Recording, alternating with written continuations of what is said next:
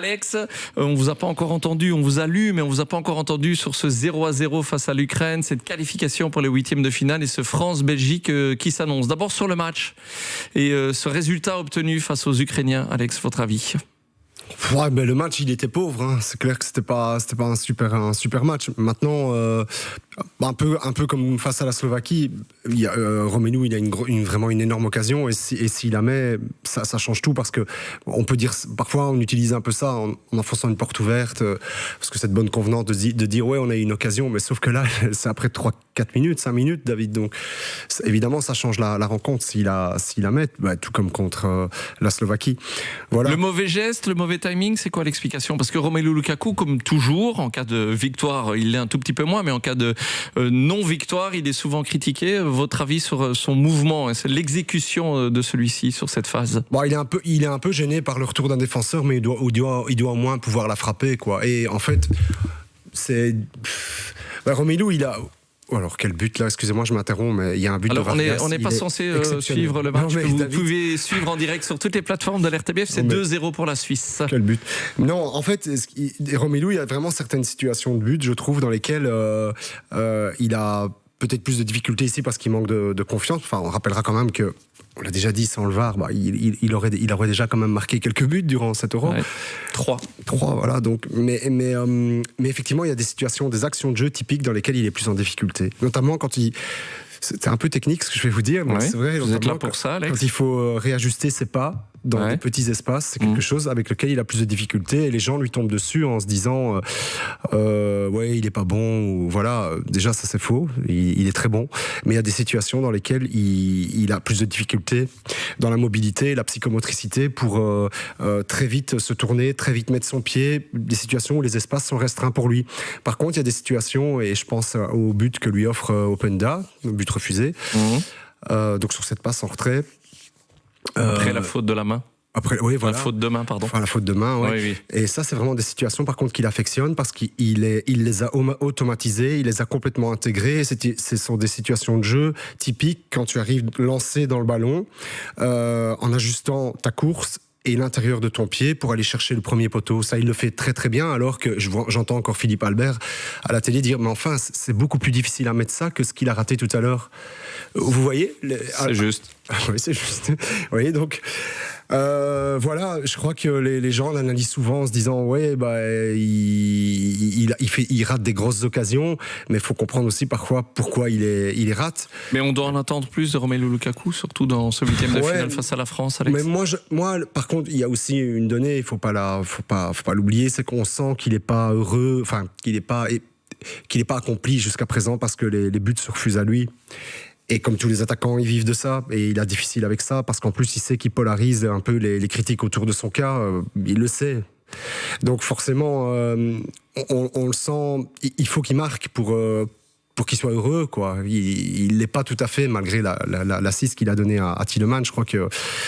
Ouais, on le voit à son langage corporel. Alors, on a parlé de beaucoup d'autres choses à l'issue de ce match. Évidemment, Ukraine-Belgique 0-0, qualif pour les huitièmes de finale. On va essayer de se concentrer, en tout cas, sur le sportif en première partie. En deuxième partie de cette première, on va donner, je l'ai dit, la parole aux supporters, aux supportrices qui ont voulu réagir par rapport à ce qui s'est passé.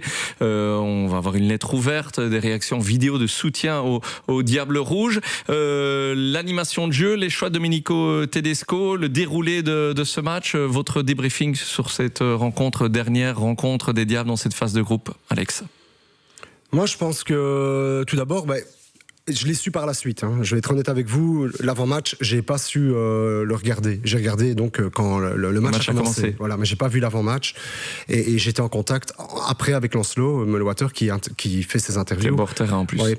Et il me dit mais Alex après le match, mais il a évoqué le fait qu'il n'avait pas prévu ce système-là. Alors il est très honnête, mais moi je trouve que ça l'affaiblit de le dire. Parce qu'il faut qu'il le sache. Je suis désolé, c'est son job. C'est très honnête de le dire, mais il doit le savoir. Il doit savoir qu'ils peuvent éventuellement jouer à 5. Pas parce que c'est l'Ukraine, David. Parce que l'éventualité, elle existe chez n'importe quelle équipe qui peut te surprendre. Donc il faut que les joueurs sachent ce qu'ils doivent faire quand une défense joue à 5 ou à 3. en l'occurrence. Et ça, je trouve que dans la préparation, c'est pour ça qu'on s'est perdu dans notre pressing en première mi-temps. On n'y était pas. Tu le voyais à la position de Trossard et de Doku qu'on n'était pas aux bonnes positions et qu'on savait pas ce qu'on devait faire parce qu'on avait préparé l'équipe pour jouer contre un 4-3-3. Mais on doit pouvoir réagir pendant le match, dès le cours de la première mi-temps et au minimum à la pause. Je veux dire quelque chose quand c'est pas prévu. Je pense que les entraîneurs qui m'entendent le diront aussi. C'est difficile sur le terrain en plus avec la pression, l'émotion, le bruit. C'est très difficile de pouvoir changer ça si les joueurs ne le savent pas. Par contre, si vous avez prévu ça et qu'à un moment donné, vous donnez le signal à l'équipe, au capitaine ou autre, là, à ce moment-là, effectivement, il y a un changement qui peut se faire. Mais le moment précieux pour Tedesco, c'était la mi-temps. Il faut s'inquiéter de ça, Alex, parce que c'est Didier Deschamps, c'est la France. Ce qui est embêtant ici, et je crois qu'on ne les reprendra plus, Tedesco, parce qu'il y a eu ces petits changements tactiques de l'Ukraine qui nous ont posé des gros problèmes. Mais avec Deschamps, ici, lire la future composition, vous pouvez y aller. On sait que Griezmann va jouer.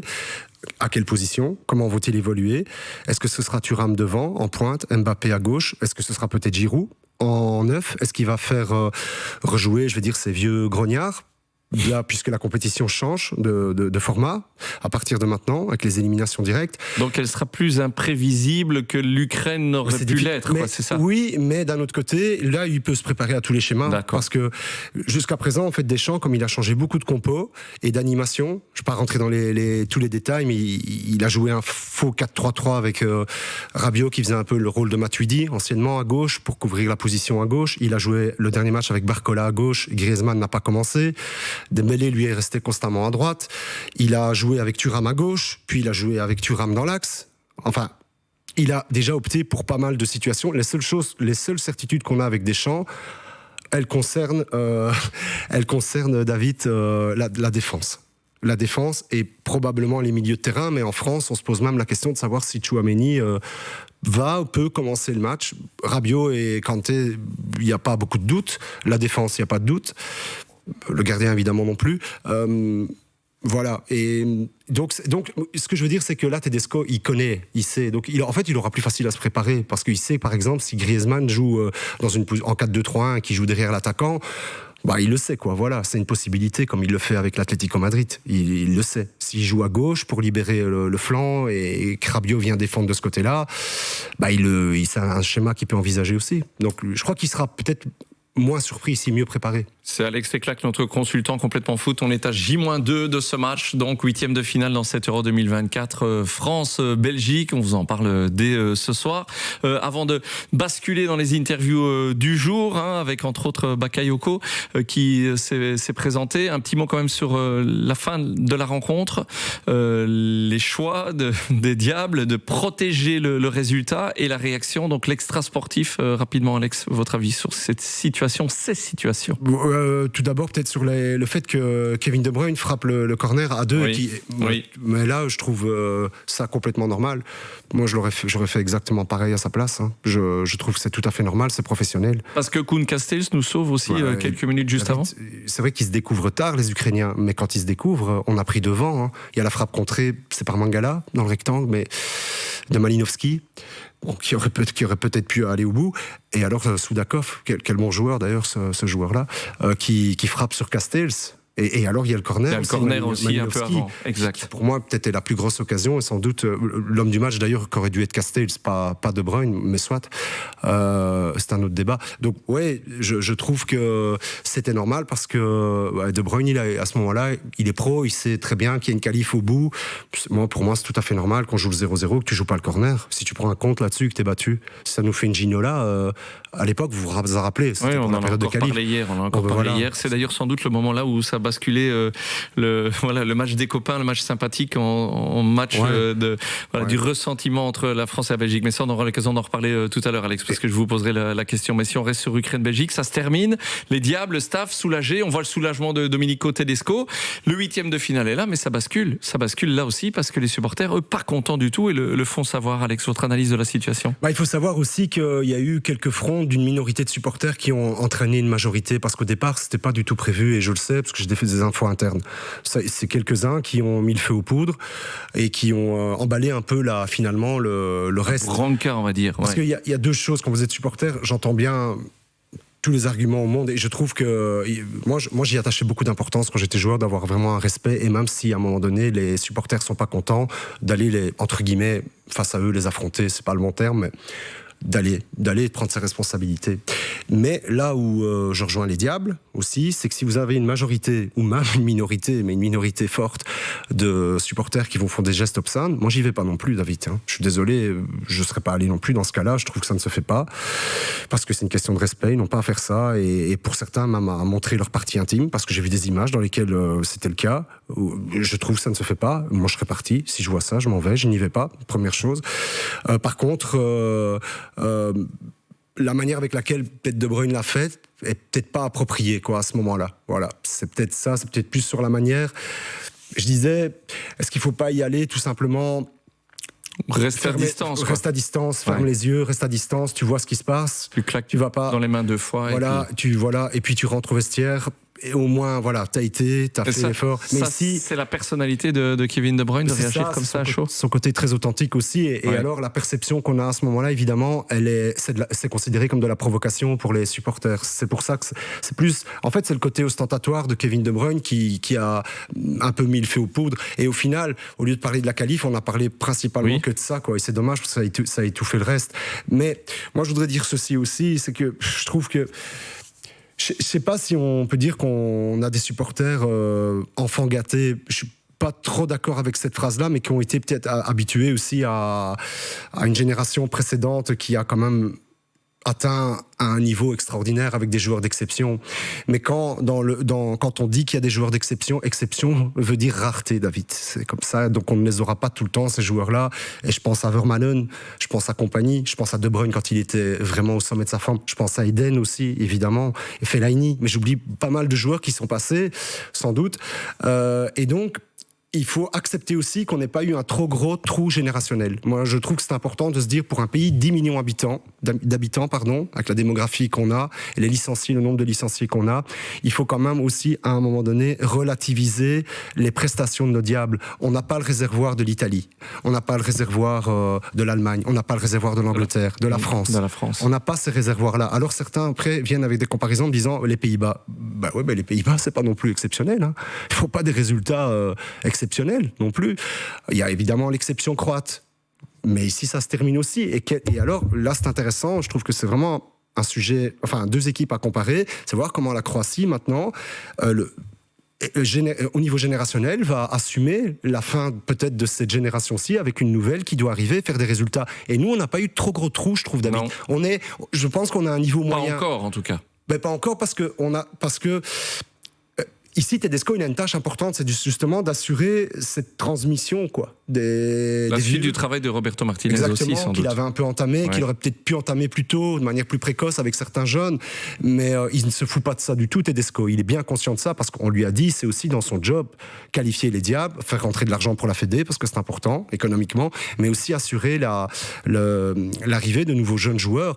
À ce titre, il y en a qui sont là, qui sont en train tout doucement de s'installer.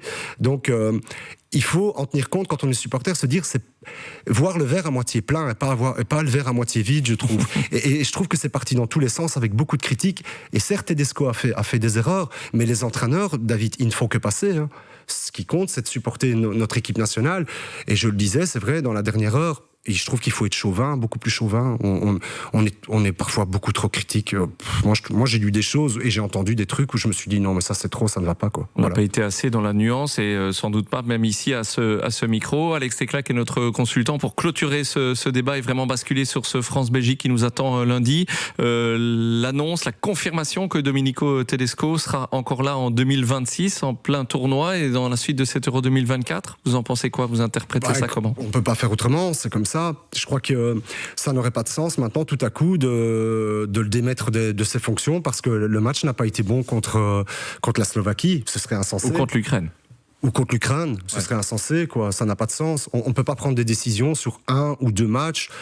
Je vais même aller plus loin, même sur une participation à l'Euro.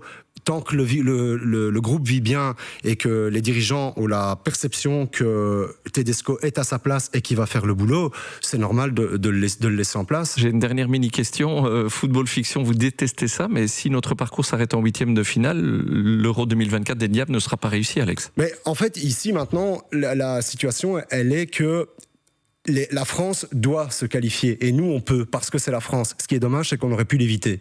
Ça, c'est vrai. On aurait dû l'éviter et être dans la bonne partie du tableau et se dire, OK, on peut aller en quart. Mais si maintenant on se qualifie, moi, j'ai envie aussi de me dire, OK, on peut se qualifier. Et là, qu'est-ce que vous allez dire? Est-ce que vous allez accorder... Je vais vous poser une question, David. À vous, à titre personnel, mais à nos auditeurs. Imaginons qu'on se qualifie contre les Français, qu'on arrive donc en quart de finale. Ouais. Que dit-on à ce moment-là si on est éliminé en quart de finale, alors qu'on aura battu les Français? Par contre, on aurait battu, j'en sais rien moi, la Slovénie en huitième. On arrive en quart, on se fait sortir par les Français. Que dirions-nous? Que notre euro est raté ou que notre euro est réussi? Je vous pose la question. Donc, vous voyez, c'est toujours une vue d'esprit et une perception des choses. Ici, c'est vrai que on pourrait... déjà critiquer Tedesco ou préparer cela si jamais on est éliminé contre la France, parce que ce qui va ressortir, on n'aurait pas dû jouer la France. C'est ça qu'on va dire. Je vois déjà les gros titres si on avait battu l'Ukraine. Alors oui, c'est vrai. Si on n'avait pas perdu le premier match non plus, Alex. Ouais, exactement. On aurait dû aussi ne pas perdre ce premier match, ça nous aurait évité les déboires par la suite. Oui. Mais d'un autre côté, la France n'avait pas non plus prévu de jouer contre nous en huitième. Et de terminer deuxième. Donc, je trouve que ce sont des discours sans fin et qui, au final... Moi, j'essaie de voir ça à plus long terme, de me dire comment cette équipe va pouvoir évoluer et se développer avec les mois qui viennent, parce qu'il y a vraiment là un enjeu très important pour ne pas qu'on ait, je le répétais, je le disais tout à l'heure, un gros trou générationnel au niveau des résultats. Il faut que notre ranking, qu'on reste dans les 5 premiers au niveau du ranking. Et là, je trouve qu'un entraîneur fait son job dans ces cas-là, parce que Martinez lui a donné un bel outil et que lui puisse ne pas faire n'importe quoi avec et continuer à développer la fédération, les jeunes et tout le travail qui est fait en amont aussi dans les équipes nationales de jeunes, parce qu'il y a un gros travail qui est effectué là aussi. Comme chaque soir aussi, avec ces différents Diables Rouges ou membres du staff élargi, puisqu'il y a eu Frankie Vercotteren aussi qui vient se présenter face à la presse. Et aujourd'hui, Yohan Bakayoko s'est présenté. On va l'entendre évidemment sur cet Euro 2024, sur son temps de jeu, sur notre adversaire en huitième de finale. Comment vous les trouvez, nos ailiers? Et entre autres, Bakayoko, qu'on n'a pas vu beaucoup, peut-être pas vu assez, Alex. Commençons par lui, puisqu'on va l'entendre en interview. Ouais, c'est vrai que c'est difficile d'avoir vraiment un jugement sur lui, parce qu'on l'a très peu vu. Ce qu'on peut dire, c'est que moi, je l'ai beaucoup vu en Ligue des Champions avec le PSV et dans sa compétition respective aussi. C'est vraiment un ailier type vraiment type Pays-Bas, quoi. En plus, comme il joue pied opposé, il a vraiment des gestes imprévisibles. Il a un bon pied gauche, il a une bonne frappe. Enfin voilà, assez classique aujourd'hui, entre guillemets, on va dire.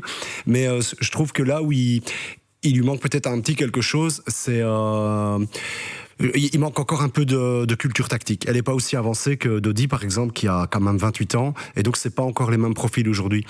Parfois, dans sa compréhension du jeu aussi avec Castagne, dans sa complémentarité, ça peut lui poser des problèmes. Maintenant, c'est un joueur très intéressant que tu peux faire rentrer quand tu as besoin d'avoir un peu de dynamisme et de ce côté-là, quoi. Donc voilà. Comme le dernier quart d'heure face à l'Ukraine, mais il était emprunté quand même là. Il n'a pas fait une super rentrée. Je trouve que Yannick est mieux rentré. Yannick a fait une bonne rentrée. Il a d'ailleurs frappé au but là, une bonne frappe. Tu sens que pour Bakayoko, c'était vraiment pas une rentrée piège, parce que c'est pas un piège que Tedesco lui a tendu, mais tu voyais qu'il était un peu perdu sur le terrain, qu'il n'avait pas ses points de repère, et peut-être aussi un petit peu en manque de confiance, sans doute même. Yohan Bakayoko avec Vincent Lankendries à l'interview aujourd'hui. Donc évidemment, il s'exprime entre autres sur le fait qu'il participe pour la première fois à un grand tournoi, cet Euro 2024. Grand tournoi, donc vous apprenez plein de choses, j'imagine. C'est quoi le truc auquel vous vous attendiez pas? Auquel je ne m'attends pas, qu'on a autant de fans, en fait, pour être honnête. C'est un truc que je trouve... que je ne savais pas qu'on avait autant de fans, que c'était aussi intense pour eux, et c'est très beau, je trouve. Justement, les fans, ils se sont fait remarquer à la fin du dernier match, les coups de sifflet, ça a fait beaucoup parler de l'équipe, et pas toujours en bien à ce moment-là. Comment vous avez vécu ça, et qu'est-ce que vous pensez de ce qui s'est passé? Pour moi, personnellement, un peu l'incompréhension, parce que je pense que les fans en dehors doivent comprendre aussi que c'est pas facile de jouer 3 matchs, même si les noms ne sont pas les noms qu'on attend. Ce sont des équipes qui se sont qualifiées, ce sont des équipes qui ont aussi un ensemble qui se sont aussi. Et nous, le plus important, c'est de se qualifier. Il faut être intelligent. Et si on avait décidé en tant qu'équipe de ne pas concéder de but et d'attaquer moins vers la fin du match, je pense que c'est une décision qu'on a prise tous ensemble pour justement pouvoir permettre aux supporters de pouvoir regarder des matchs en 8e de finale. Et pour moi, incompréhensible parce que j'ai dans l'idée que pour moi, peu importe ce qui se passe dans une équipe, les supporters doivent toujours être derrière cette équipe et aller tous ensemble. Et pas les siffler. Et pas les siffler. Ouais. Comment va l'ambiance dans l'équipe à 48 heures du grand rendez-vous ? Très bien, pour être honnête, très très bien. Je pense qu'on s'entend tous très bien, on rigole tous très bien, on joue tous ensemble. Donc je trouve agréablement surpris. Je ne savais pas que... Pour moi, c'est encore un peu nouveau, un grand tournoi. Pour moi, c'est nouveau. Et un mois ensemble, ça ne me dérange pas, honnêtement. Le huis clos qui a eu lieu aujourd'hui, ça veut dire qu'on met en place les choses tactiquement. Bien sûr. Est-ce qu'on peut déjà se dire que la Belgique va jouer son jeu, c'est-à-dire attendre l'équipe de France ? Non, je pense que le coach donne ses instructions spécifiques comme dans tous les matchs. Et je suis d'accord avec vous que la Belgique doit jouer son jeu et le coach aussi. Donc on va faire ce qu'on sait faire comme d'habitude et on va voir ce qui se passe. Et Yohan Bakayoko donc avec Vincent Langendries, c'est un peu pas assez expérimenté, pardon. Yohan Bakayoko, c'est son premier grand tournoi. Il doit être content d'être là déjà. C'est déjà bien, Alex. Ouais, c'est un peu réducteur de dire ça, mais quand même, je pense que pour lui, dans son esprit, il sait très bien qu'il y a une hiérarchie, qu'il n'est pas en tête de cette hiérarchie et il la respecte et il apprend un peu comme De Kuyper aussi, qui est dans une situation un peu similaire. Après, les gens, évidemment, surtout Bakayoko, c'est un joueur tellement virevoltant que les gens font vite des rapprochements en se disant mais il doit jouer parce qu'on n'est pas bon. Et il pourrait être le frère siamois de Jérémy Doku aussi. Ouais, même si je trouve qu'ils ont... Dans l'esprit des supporters et des supportrices. Oui, c'est bien vu de votre part, effectivement. Dans l'esprit des supporters, on pourrait dire, ah oui, alors qu'en fait, il a aussi encore des progrès à faire et il doit encore se développer. Il est pas encore prêt pour aborder des matchs comme ça, voilà, mais il peut être un remplaçant pour moi qui peut faire des différences. Donc si Dodi Lukebakio est là, fit, pas suspendu, titulaire, et Leandro Trossard, parce que voilà, on se dit chaque fois, Leandro Trossard, pas dans son match, pas dans cet Euro, et nous on a envie de voir un peu plus Bakayoko. C'est sûr que son papa d'abord l'a pas aidé, je voudrais dire, je comprends pas. Le gars joue à Arsenal, enfin son père, je comprends pas qu'on puisse encore avoir de telles déclarations de l'entourage qui mettent finalement en difficulté son gamin, quoi. Il a dit que Tedesco ne l'aimait pas, c'est ça ? Oui, et qu'il n'aimait pas jouer à cette place surtout. Qu'à droite, il était complètement perdu et que, mais enfin, je veux dire que c'est son papa qui reste à sa place, quoi. C'est son fils qui joue au foot. Je trouve que c'est son papa et tout, mais c'est pour d'autres raisons qu'il doit l'aider, qu'il doit le protéger. Là, pour moi, il l'a pas aidé. Soit, et c'est vrai qu'au langage corporel de Trossard, on sent que c'est un peu devenu le Calimero de la bande, et celui sur qui on aime bien taper aussi, mais il est pas heureux sur le terrain. Mais pourquoi pas Bakayoko alors à sa place, Alex ? Oui. Explication. Oui, peut-être aussi, c'est une question de politique de la part de Tedesco. Il a peut-être pas eu envie de définitivement perdre Trossard. Il a préféré l'aligner, lui, à cette position, en se disant il saura faire le boulot. Il s'est un peu trompé, effectivement, parce qu'il y avait déjà eu des prémices quand il avait été basculé à droite lors du premier match, où il ne se sentait pas vraiment à l'aise, Trossard, je pense, dans cette position. Je crois que Doku était repassé à gauche là, contre la Slovaquie, à la mi-temps. Et il était resté 10 minutes au jeu, si mes souvenirs sont bons, pas plus, Trossard. En deuxième mi-temps, oui. En deuxième mi-temps, donc, je pense qu'il n'est pas heureux de jouer à cette position. Je crois aussi que c'est un joueur qui ne trouve pas ses repères. Et ce serait une étude intéressante à faire, sauf quand on est exceptionnel comme De Bruyne, même si parfois il a aussi des difficultés. Mais je trouve que les joueurs qui sont très marqués par des systèmes, entre guillemets, à la Guardiola, parce qu'avec Arteta, c'est un peu ça aussi, beaucoup de jeux de position. Quand on arrive en équipe nationale et qu'on n'a pas les mêmes repères pour des joueurs comme ça, je trouve que c'est très difficile. Vraiment, ces joueurs-là sont heureux et s'y retrouvent complètement, sont complices avec des joueurs où l'harmonie du système est créée par l'entraîneur. Et certainement le jeu de position, c'est quelque chose qui lie vraiment les joueurs entre eux, sans rentrer dans trop de détails. Et là, des joueurs comme ça, qui n'ont pas la classe ou un talent exceptionnel, C'est un bon joueur, Trossard, un très bon joueur, mais c'est pas un talent exceptionnel comme De Bruyne a pu l'être à un moment, ou Hazard, dans un autre style. Je trouve que ces joueurs-là ont encore plus de difficultés à tisser des liens avec les autres quand ils s'y retrouvent pas, quand ils n'ont pas les repères de leur club. Il faudrait qu'on refixe votre micro. Je vois qu'il ne tient plus. Mais il ne tient pas du tout. Non, il tient plus, mais c'est normal, tout le monde s'appuie et tire dessus. Moi, donc, je ne le touche pas. Non, vous ne l'avez pas touché, je vous le confirme. Alex Teclac, notre consultant, deuxième partie de cette interview de Johan Bakayoko avec Vincent Langendries. C'était ma phrase. Votre championnat d'Europe à vous sera réussi quand ? 3 petits points. Mon championnat, quand l'équipe aura atteint ses objectifs, c'est-à-dire aller le plus loin possible et ne pas se poser de limites. Donc battre l'équipe de France. Pour moi, c'est un objectif, c'est un objectif de tous les Belges. On est tous convaincus qu'on a les qualités pour. Après, un match, ça se joue sur 90 minutes, voire plus. Donc, oui, on y croit. Toujours à propos de vous, 33 minutes dans le premier match, un petit quart d'heure dans le dernier. Est-ce que vous êtes satisfait de votre temps de jeu ? Satisfait, je pense que c'est difficile à dire parce que en tant que joueur, tu espères toujours jouer plus, bien sûr. Mais satisfait qu'on soit passé, oui. Et après, je pense que sur un point personnel, je pense que je dois aussi pouvoir montrer que je peux apporter plus. Donc, mais bon, c'est des trucs qui arrivent avec le temps et je pense que tous les joueurs sont passés par là. Il y a énormément de concurrence à cet endroit-là du terrain. Et Trossard, Luke Bacchio, il y a vous. Qu'est-ce qui fait que ça penche pour l'instant pas en votre faveur, à votre avis ? C'est les décisions du coach, tout simplement. Je pense que c'est le coach qui choisit dans quel match il préfère utiliser quel joueur. Et tous les joueurs qu'on a, honnêtement, sont des joueurs de classe mondiale. Donc, il n'y a pas un mauvais choix, bien sûr. Donc, Il doit montrer plus, vous le disiez il y a un instant, il le reconnaît lui-même, il doit montrer plus dans les peu de minutes qu'il obtient dans cette Euro 2024. Ouais, et je pense qu'il n'est pas content non plus de ses prestations, et puis il est très mesuré dans ses propos. Je vous parlais d'une hiérarchie qu'il a intégrée et qu'il a acceptée. Son discours, c'est vraiment ça. L'impression qu'il y avait quelques gestes de mauvaise humeur ou de ne pas faire l'échauffement à fond, voilà, non, c'est pas le cas. Non, moi je crois pas. Après, non, je pense pas.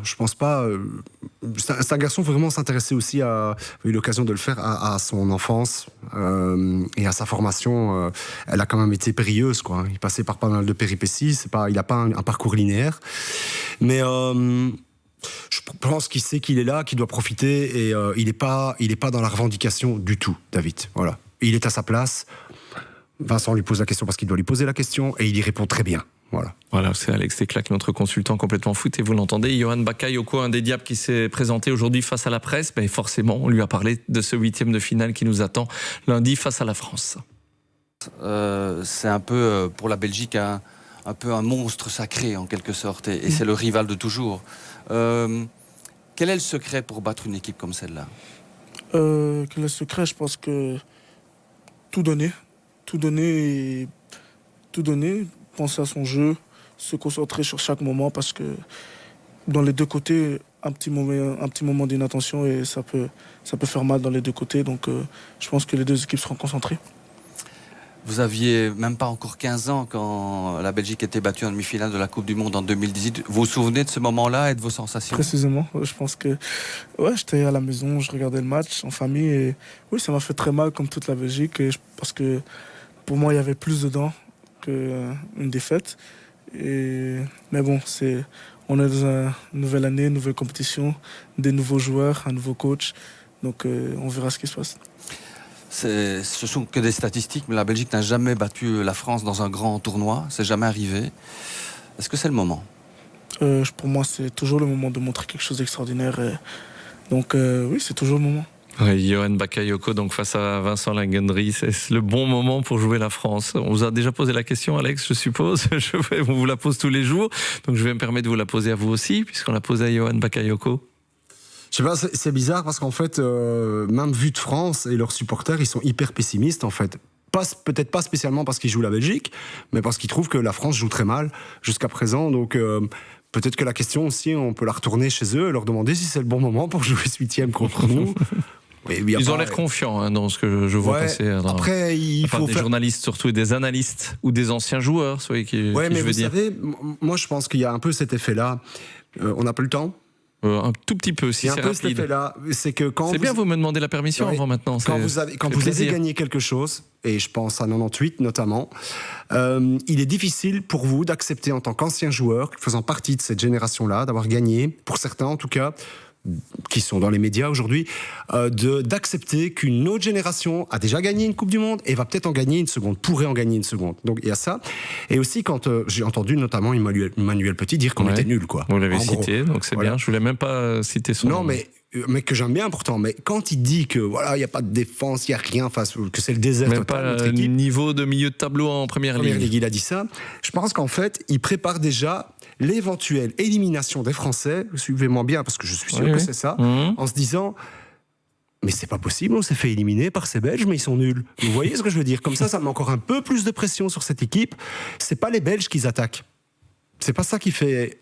Vous allez penser ça directement, mais c'est pas ça. C'est beaucoup plus fin que ça. C'est de dire parce ils en ont tous sur l'équipe nationale actuellement. Elle est nulle, elle joue pas bien. Enfin, les Français, je veux dire. Oui, j'entends bien. Je pense que c'est déjà de dire. On peut pas être éliminé contre eux, on va passer à l'aise. Et si on les bat, c'est normal. Il y a rien à fêter. Vous voyez. Tandis que si ils sont éliminés, les Français. Et on dit, mais enfin, comment peut-on être éliminé par ces mauvais Belges? C'est bien, je vois que vous voyez toujours la bouteille ou le verre à moitié plein plutôt qu'à moitié vide. C'est ce que vous aviez demandé d'ailleurs. C'est sûr qu'il y a un peu de ça. Quand vous avez gagné quelque chose, vous n'avez pas envie qu'une autre génération le fasse. Question un petit peu d'ego, c'est comme ça. Salut Ebi. Salut les amis, tout va bien chez vous? Très très bien, vous-même? Ça va.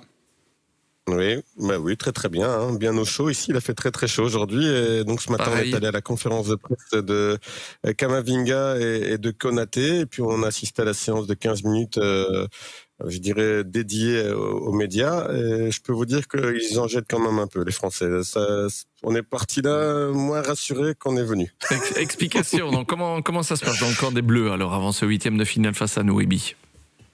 Bon, d'abord, il y a la forme. Quand on arrive là-bas, ils ont carrément privatisé le stade de Paderborn, une équipe de division 2 allemande. Donc ça, c'est pour eux, 15 000 places. Et puis à l'intérieur, tout est très, très, très professionnel. Ça l'est aussi côté belge, mais là, on sent qu'il y a davantage de moyens côté français. Et puis alors, la conférence de presse de Konaté, qui est réserviste, mais qui évolue quand même du côté de Liverpool. Idem pour Kamavinga, qui est réserviste, mais qui évolue quand même au Real Madrid. Elle était empreinte de sérénité. Ils avaient cette force tranquille en eux, et puis la petite séance d'entraînement à laquelle on a pu assister un petit quart d'heure. Là, on peut pas tirer grand-chose. Vous le savez, Alex le sait mieux que moi. C'est un petit quart d'heure où les joueurs jonglent avec la balle, font 2-3 tours de terrain, puis on doit disparaître. Mais c'est peut-être là le fan de football qui parle, mais avoir à 3 mètres de moi N'Golo Kanté, Mbappé, Tchouaméni qui a des cuisses comme des troncs d'arbres. Enfin, on voit qu'ils bossent, ces gars aussi. On est parti là en se disant waouh, c'était quand même quelque chose quand même. C'est peut-être parce qu'on n'est pas habitué aussi. C'est peut-être un peu ça, mais on est tous repartis un peu impressionnés quand même. Oui, ce ne sera pas le cas de nos Diables Rouges, j'en suis sûr. Alex nous le disait, et Alex, ça circulait pas mal dans tous les médias français, apparemment indiscrétion que Antoine Griezmann serait dans le 11 face à la Belgique lundi. Voilà, ils ont pas mal d'infos, il les gratte, évidemment. Didier Deschamps n'en donne pas des infos, forcément. Mais ici, il est fort tendu parce que, et Bill confirmera, il joue pas bien, il voit beaucoup de critiques aussi de la part de la presse, des médias, des consultants, des ex-joueurs, etc., pour certains avec qui il a joué. Et je crois qu'ici, il est vraiment très tendu. Des petites anecdotes. Tendu. Oui, c'est le moins qu'on puisse dire. Des petites anecdotes, c'est que là où il était un peu plus cool avec les supporters lorsqu'ils arrivaient à découvrir l'équipe la veille du match ou l'avant-veille du match et savoir qui allait jouer. Il fermait un peu les yeux là-dessus malgré qu'il le savait. Ici, je crois, Ebi, tu me le confirmeras, il a fait dresser des bâches de 4 mètres de haut tout autour du stade, qui est déjà pas facile d'accès, avec un gros service de sécurité, paraît-il, pour éviter que les journalistes français puissent avoir l'info et puissent divulguer la compo pour Tedesco, quoi, finalement. Donc voilà, je crois que là, il est apparemment, donc il n'aurait pas non plus le même relationnel avec les journalistes qu'il a à l'habitude, parce que ça marche pas et parce qu'il subit beaucoup de critiques, et je pense qu'il est un petit peu touché aussi dans son orgueil, dans son ego, et aussi je pense qu'il n'est pas super content non plus certaines séances d'entraînement qui se sont pas passées comme il le souhaitait en termes d'intensité. Donc voilà, c'est une bête un peu blessée, quoi, je dirais, et c'est vrai que c'est dangereux. Ouais. Oui, c'est vrai que le dispositif de sécurité, tout à fait raison, Alex, c'est très très impressionnant. On a dû passer un premier portique, mettre notre nom, etc. Voilà, ça c'était très impressionnant par rapport aux fuites. On en avait parlé justement hier en off avec Vincent Duluc, l'éditorialiste de l'équipe, qui avait reçu une information concernant Adrien Rabiot qui allait commencer l'un des matchs à gauche, en qualité quasiment de faux ailier, un peu comme je faisais un peu à l'époque Matuidi. Et je lui ai demandé, mais comment vous faites pour avoir ce type d'infos le matin du match? Elle sort, et puis il m'avait dit oui, on est beaucoup à bosser, il y a des filons, parfois les joueurs eux-mêmes, parfois la garde rapprochée des joueurs, parfois les agents des joueurs. Et Didier Deschamps avait répondu à Vincent Duluc, oui, mais vous faites ça contre nous d'une certaine manière, puisque vous divulguez l'équipe qui va commencer, donc l'adversaire le sait, mais vous ne travaillez pas de la sorte pour nous donner à nous l'équipe contre laquelle on va jouer. Vous avez compris ce que je veux dire? Donc c'était très particulier. Donc Deschamps voulait presque un peu au quotidien l'équipe d'avoir divulgué l'information selon laquelle Adrien Rabiot allait commencer la rencontre. Donc les fuites, il s'en accommode tant que tout va bien, je pense, Didier Deschamps, mais comme l'a très bien dit Alex, maintenant il y a de l'attention et donc ce genre de petits détails altère un peu la sérénité de l'équipe de France. Ouais, France-Belgique, 8e de finale donc dans cet Euro 2024 avec Ebi Brouzakis, notre envoyé spécial auprès des Bleus, avec Alex Teclac et notre consultant complètement foot. Vous le disiez, Ibrahima Konaté, donc aujourd'hui en conférence de presse, je vous propose d'écouter un premier extrait sur un certain Romelu Lukaku. On l'écoute. Je le disais en plus aux autres il y a quelques jours, je pense que c'est l'attaquant le plus costaud contre qui j'ai joué. C'est quelqu'un avec énormément de qualité, mais il n'y a pas que Lukaku dans l'équipe de la Belgique. C'est un ensemble, c'est une équipe entière. Mais j'ai confiance aussi aux qualités qu'on a en équipe de France. Mais ça va être un match très compliqué car ils vont revenir avec cette revanche de la Coupe du Monde 2018. Donc on essaie de préparer le match petit à petit, il va venir très vite, mais il va falloir qu'on soit prêts et tous ensemble. Oui, tous ensemble. Les Bleus, ce sentiment de revanche évoqué par Ibrahima Konaté. Ebi, est-ce que vous avez senti ça? C'est la première fois qu'on sent un discours en interview calme par rapport à nous et leur adversaire en 8e de finale, non, Ebi? Mais les joueurs et les suiveurs français sont très très sereins. Comme on l'avait déjà dit hier, c'est la Belgique qui doit prendre une revanche par rapport à la France et pas le contraire, puisque la France a remporté, je crois de mémoire, ses 4 derniers affrontements dans des rencontres officielles. La Belgique a gagné quelques matchs amicaux. Je trouve que c'est plus chez les consultants français qu'il y a de l'huile qui a été mise sur le feu, notamment avec Emmanuel Petit, etc., Christophe Dugarry. On pourra y revenir après si vous le souhaitez. Mais en ce qui concerne les joueurs à proprement parler, le staff français, je n'ai rien noté de condescendant dans le propos, que du contraire. Vraiment beaucoup de respect, d'admiration même pour certains joueurs de l'équipe belge. Oui, on en a déjà parlé, on n'a pas pu résister, on a déjà parlé des consultants qui mettent le feu. Et l'explication d'Alex, c'est que c'est pas nécessairement contre nous, mais plutôt en interne pour se préparer sur l'éventuelle élimination des Bleus, hein, Alex. Oui, je pense qu'ils sont vraiment remontés contre l'équipe nationale française. Et ok, il y a le jeu. Didier Deschamps peut-être aussi. Ouais, peut-être un peu comme Didier Deschamps. Ou l'envie de changer. Ouais, ils en ont marre de le voir, etc. Mais bon, j'en parlais il y a pas longtemps. On aurait quand même été content d'avoir un Didier Deschamps qui nous aurait amené autant de finales et autant de titres, hein, je pense. La manière en fait avec laquelle c'est fait n'est pas très classe, ça manque un peu de respect. Et moi, alors je connais pas les histoires entre eux, mais de manière sous-jacente, je me dis, il y a peut-être des problèmes humains entre certains joueurs devenus consultants et ont joué avec Deschamps. Et voilà. Ou alors c'est une dérive des médias français tout court. C'est pas que pour le foot ou pour les Bleus. Alex, je trouve si je peux me permettre. Ouais, mais c'est vrai. Et alors même c'est Manu, je pense, qui a posté un truc là ce matin concernant l'équipe aussi. Oui. Ouais, il y a eu pas mal de réactions. On en a parlé hier. Les chemins vers le SEUM, c'est le titre d'une série de reportages. On n'est pas encore passé à autre chose après 6 ans. Ça fait cliquer. Vous savez ce que j'en pense, ça fait cliquer. Oui, évidemment. Il y en a, ils cliquent un petit peu trop d'ailleurs. Oui, mais pour leur Coupe du Monde de rugby organisée, ne vous inquiétez pas, il s'est inversé ce mot. Donc, Ebi Brouzakis en direct, donc ce soir dans Complètement Foot sur Vivacité. Qui est favori lundi? C'était une des questions posées à Ibrahima Konaté, donc en conférence de presse. On écoute sa réponse.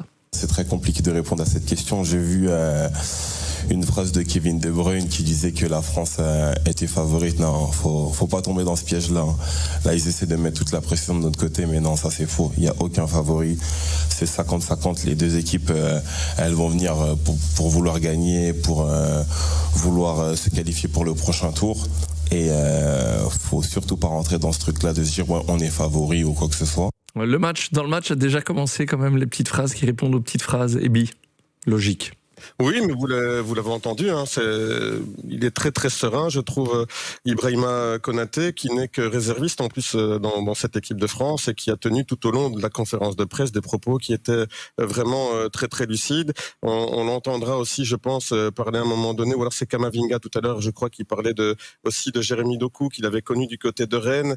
Il n'y a jamais eu, je dirais, il y a eu 35 ou 40 minutes de conférence de presse parce qu'il a été très bavard, Konaté, est très très intéressant. Kamavinga était beaucoup moins loquace, mais il n'y a jamais eu, je dirais, de condescendance par rapport au Diable Rouge. Vraiment que du contraire. Et pourtant, on tourne autour des Français depuis le début. On discute avec les collègues, avec les journalistes. Tout à l'heure, on nous a interpellés. Vous voyez comment elle rencontre. Moi, j'ai dit très clairement que je trouvais que la France était favorite et je crois que la France va finir par passer. Ils m'ont dit, oh, non, c'est pas ce que l'on croit. Nous, on se méfie très très fort. Lukaku est revanchard, etc. Et tout ça a transpiré des propos de nos deux interlocuteurs aujourd'hui. En tout cas, comment contrer Lukaku et KDB? La question est posée aussi à Ibrahima Konaté, donc ce matin en conférence de presse, on l'écoute. Lukaku, moi, la technique que j'ai opté pour lui, c'était de ne pas aller au contact avec lui avant qu'il reçoive la balle.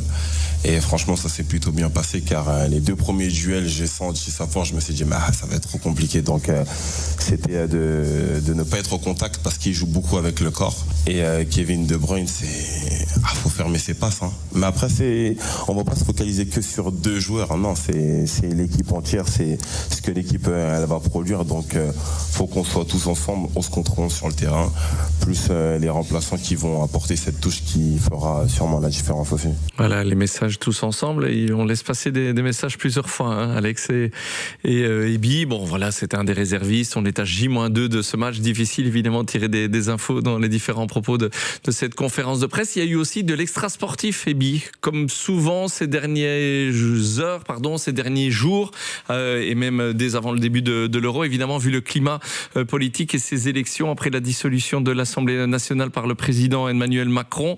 Et Ibrahima Konaté s'est exprimé aussi ce matin à ce sujet, Ibi. Avant de l'entendre, votre impression?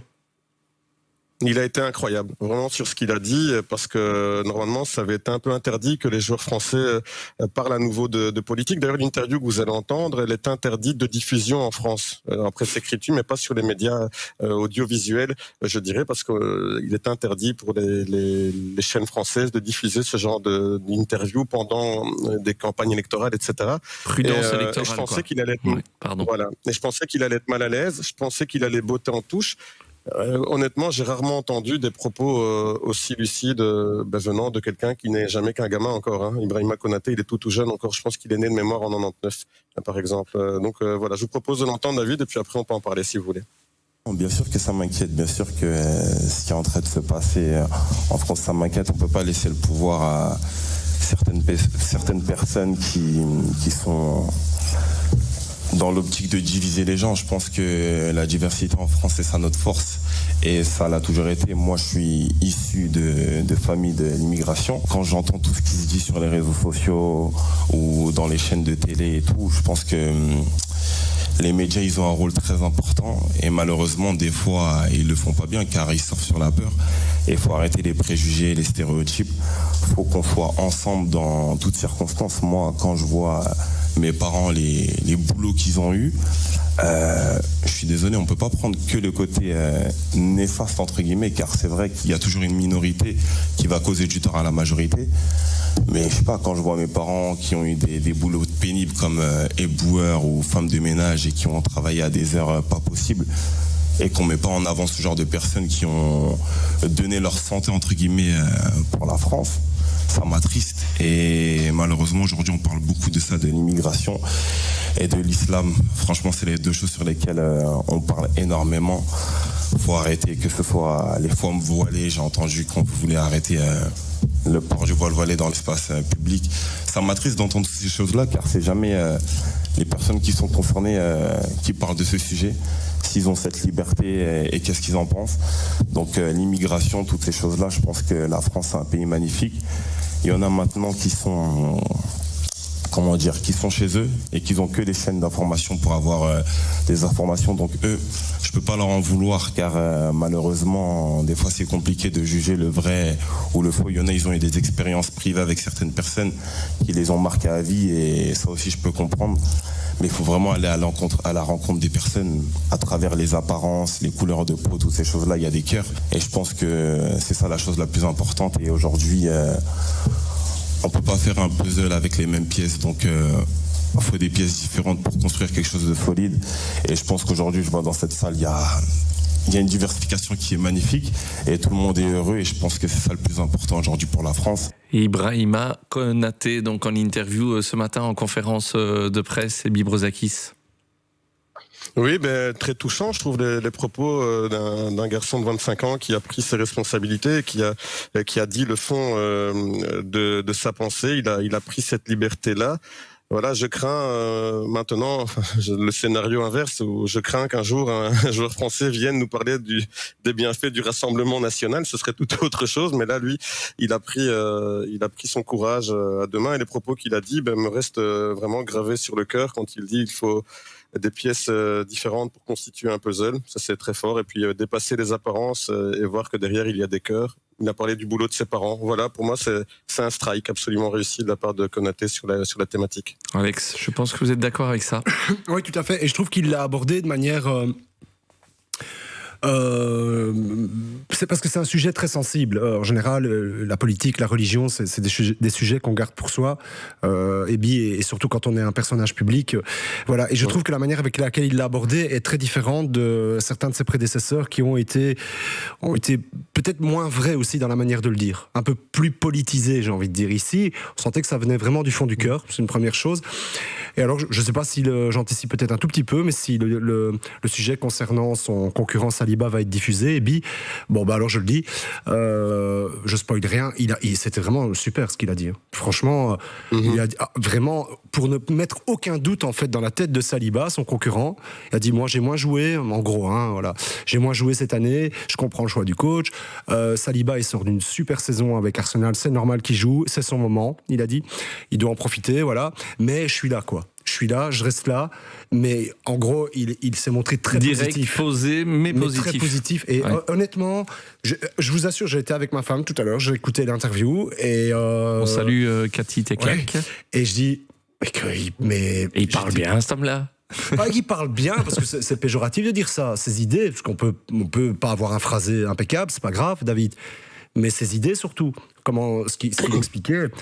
C'était d'une rare authenticité et je trouvais très positif pour un groupe. Quand vous avez un joueur comme ça dans votre équipe, pour l'entraîneur, c'est hyper précieux. C'est vraiment très très bien en termes d'état d'esprit.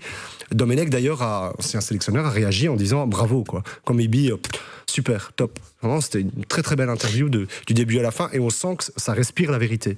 Ibi. Oui, mais il a été incroyable, notamment pour rebondir sur ce que dit Alex par rapport à Saliba. Il a expliqué, il a dit, moi je ne joue plus depuis 1 mois et demi.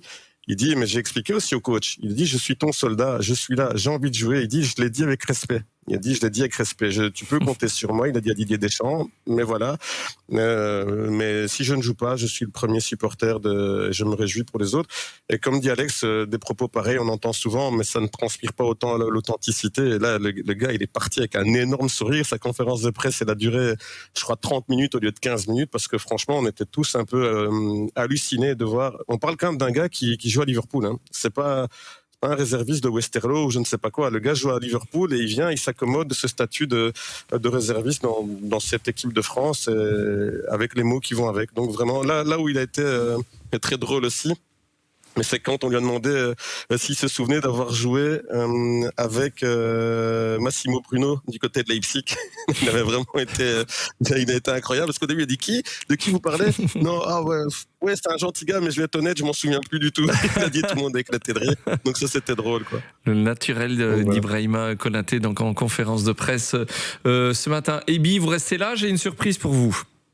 D'abord, vous allez faire passer le mot, mais je suis sûr que c'est un clin d'œil de sa part.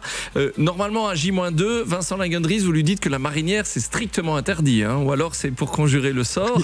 Vous le saluez de notre part, évidemment, puisqu'ils sont en télé dans Football Club avec Anne-Sophie Depeau. Vous suivez, bien entendu, toutes ces rencontres de l'Euro 2024 et les Diables Rouges minute par minute sur toutes les plateformes de la RTBF.